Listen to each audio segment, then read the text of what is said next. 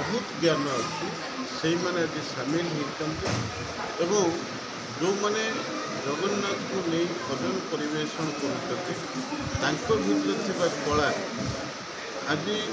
सामग्रिक भाव में ओडिशार परिचय एवं आज समग्र भारतवर्ष में जगन्नाथ को नहीं आम ओडिशार जो अस्मिता तैयारी ओडिया अस्मिता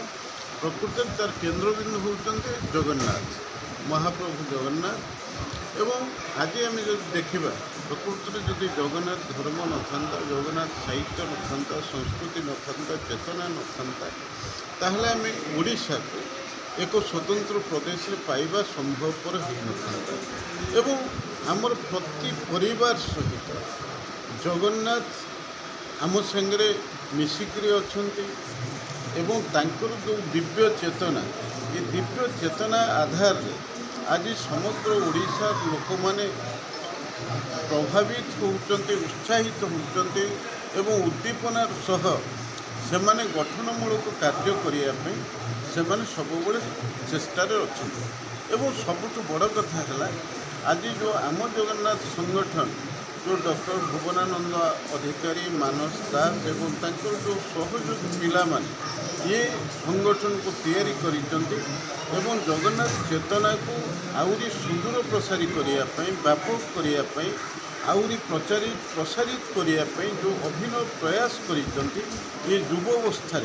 तेणु ये आमर संस्कृति प्रकृत में ऊर्ध्वगामी हो अनेक जो भावती जे संस्कृतिर अवक्षय हो मो विचार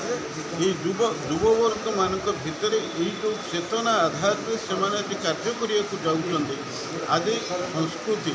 आमर आउरी परिव्याप्त हो जगन्नाथ संस्कृति की लेकिन समग्र भारतवर्ष में ये जगन्नाथ धाम जो प्रभाव रही आज कली जुग प्रकृत में आज जो देखा कली जुगर मुख्य देवता होती आराध्या देवता होती आमर प्रभु जगन्नाथ तेणु से दृष्टिकोण ये संगठन निश्चित भाव में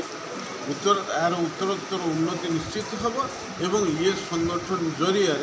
जगन्नाथ धर्म दर्शन एवं चेतना यह परिव्याप्त हो।